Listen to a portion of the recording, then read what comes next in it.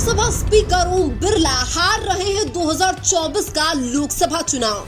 क्या 2024 में ओम बिरला को लोकसभा चुनाव हराकर नया इतिहास रच सकते हैं प्रहलाद गुंजल?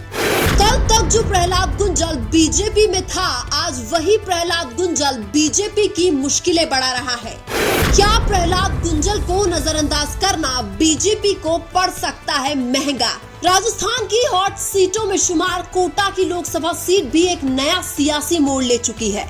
2024 के लोकसभा चुनाव में कांग्रेस के प्रहलाद गुंजल बीजेपी के ओम बिरला का विजयी रथ रोक सकते हैं। भले ही भाजपा के बड़े नेता यह दावा कर रहे हो कि हम राजस्थान में पूरी की पूरी 25 लोकसभा सीटें जीतेंगे, लेकिन जमीनी स्तर पर अगर हालात देखें तो राजस्थान में कई सीटों पर बीजेपी हारती हुई नजर आ रही है और इन्हीं सीटों में कोटा की लोकसभा सीट भी शामिल है, जहां से बीजेपी के दिग्गज नेता और लोकसभा के स्पीकर ओम बिरला पर हार का खतरा मंडरा रहा है। ओम बिरला अब तक 2 बार कोटा से लोकसभा के सांसद बन चुके हैं। ओम बिरला पहली बार 2014 में कोटा से सांसद बने थे। इसके बाद 2019 में ओम बिरला दूसरी बार कोटा से सांसद बने थे, जिसके बाद उन्हें लोकसभा का स्पीकर बनाया गया था और इस बार 2024 में ओम बिरला तीसरी बार कोटा से लोकसभा का चुनाव लड़ रहे हैं। लेकिन इस बार 2024 में बीजेपी छोड़कर कांग्रेस में शामिल होने वाले प्रहलाद गुंजल ओम बिरला के सामने रोड़ा बने हुए हैं। प्रहलाद गुंजल 2013 में कोटा नॉर्थ से बीजेपी के टिकट पर विधायक बने थे।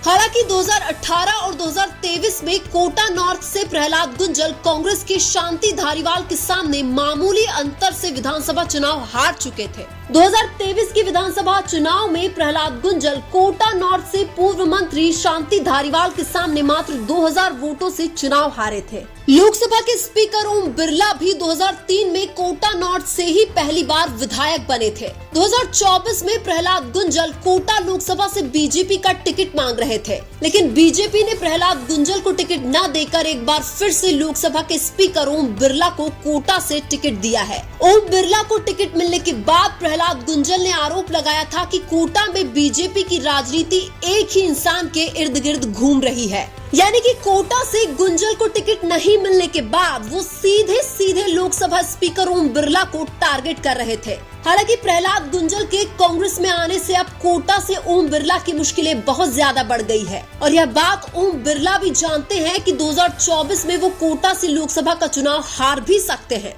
चुनावी सभाओं में ओम बिरला और उनके परिवार के सदस्यों के उल्टे सीधे बयान यह साबित करते हैं कि उनको भी हार का डर सता रहा है। ओम बिरला ने 2014 और 2019 में दोनों लोकसभा चुनाव नरेंद्र मोदी के भरोसे जीते थे।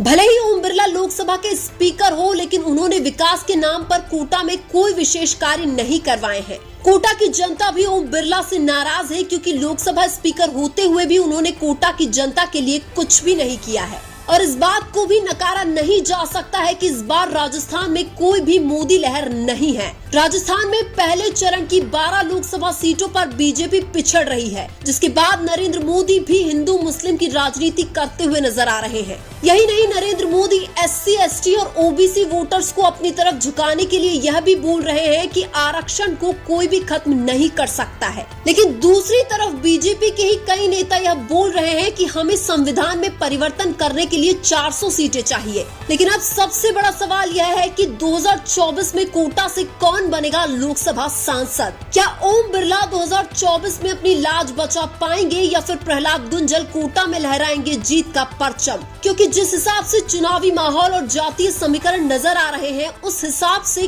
कांग्रेस के प्रहलाद गुंजल का पलड़ा भारी लग रहा है। हाड़ौती में अपनी एक अलग पहचान बनाने वाले युवा नेता नरेश मीणा भी प्रहलाद गुंजल को जिताने के लिए जी जान से लगे हुए हैं और इसीलिए यह माना जा रहा है कि कोटा में लोकसभा के स्पीकर ओम बिरला अपनी हार के बेहद नजदीक आ चुके हैं। और अगर 2024 में ओम बिरला कोटा से लोकसभा का चुनाव हारते हैं तो फिर लोकसभा के स्पीकर की राजनीति भी खत्म हो जाएगी।